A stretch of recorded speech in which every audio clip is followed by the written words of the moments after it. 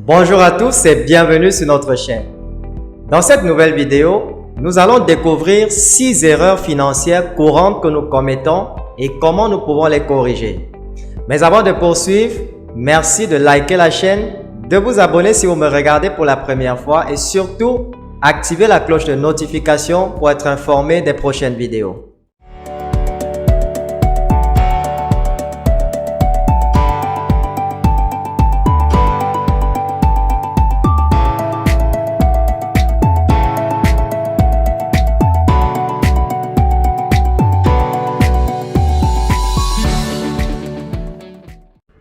Très souvent, c'est au moment de la retraite que la plupart des particuliers réalisent que leur situation financière est déplorable. On se laisse facilement tromper par la taille de notre porte-monnaie. Toutefois, il est parfaitement possible d'avoir un portefeuille bien garni tout en étant dans le rouge. Et c'est d'ailleurs cet aspect qui est à l'origine de nombreux désastres financiers. Pour éviter cela, regardez cette vidéo jusqu'à la fin pour identifier les erreurs financières que vous commettez et prendre les dispositions nécessaires pour les corriger. Première erreur, ne pas avoir de budget. Sans budget, vous êtes comparable à un capitaine de navire qui veut rejoindre un autre pays sans carte ni boussole.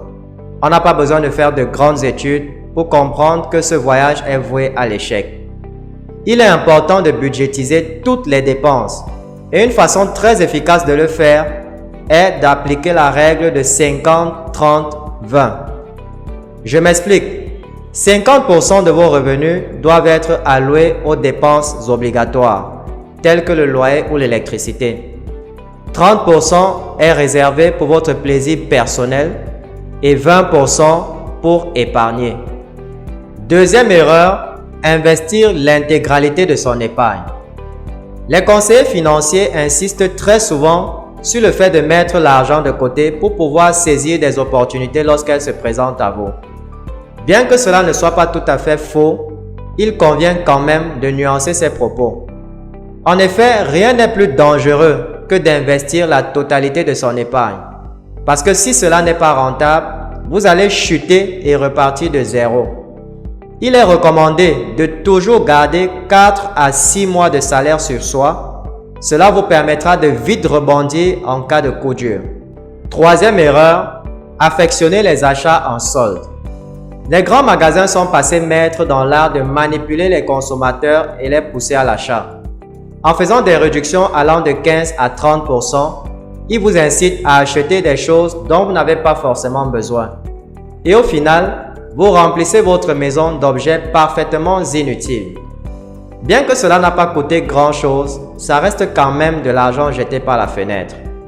Il est indispensable pour vous de planifier tous vos achats à l'avance, de sorte que quand le moment des soldes arrive, vous savez exactement ce qu'il vous faut acheter et qui vous sera utile. Quatrième erreur, acheter uniquement du matériel neuf. Sachez une chose, vous n'êtes pas obligé d'acheter uniquement du neuf.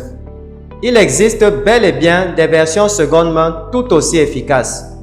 Ceci s'applique dans l'achat de voitures et même d'appareils électroniques, télé, smartphone, machine à laver, etc.